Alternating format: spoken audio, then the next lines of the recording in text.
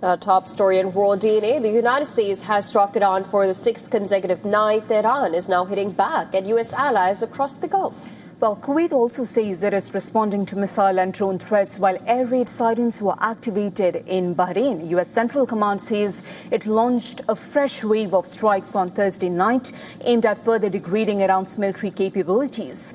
Iranian state media reported strikes on an airport, a railway station and 2 bridges.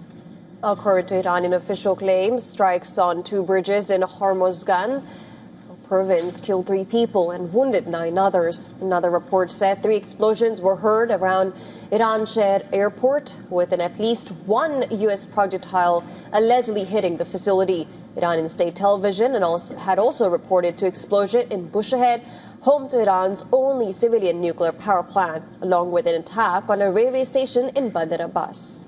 Just hours later, Kuwait announced it is responding to missile and drone threats in Bahrain. The Interior Ministry also said air raid sirens had been activated, urging residents to take shelter.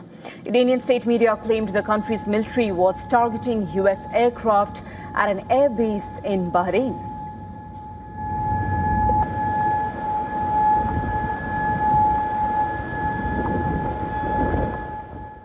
But Iran had earlier warned it will target visual infrastructure if the United States carry out threats to attack Iran's infrastructure. Should the recent threats by the President of the United States to target the infrastructure of the Islamic Republic of Iran be carried out by that country's aggressive military, then everything that, due to Iran's restraint, has so far remained intact, namely all infrastructure in the region, will be crushed under the steel blows of the powerful armed forces of the Islamic Republic of Iran to such an extent that no trace of them will remain, as though they had never existed.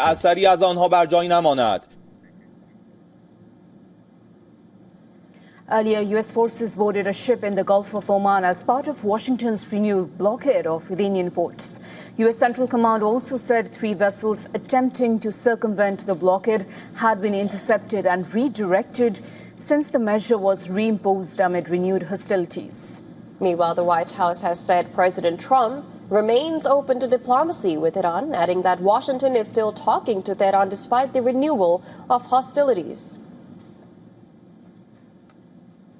Fragmented system. They are not the once very strong, powerful terrorist state that they were before this operation, which was one of the ultimate goals. So we'll continue to work through the process. And as I said, the president will hold them accountable when they turn their back on the words that they state to the United States. But he is always open to diplomacy at the very same time.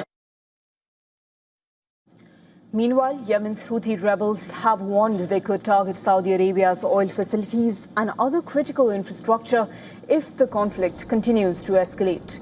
The warning comes just days after strikes hit the airport in the rebel-held capital of Sana'a.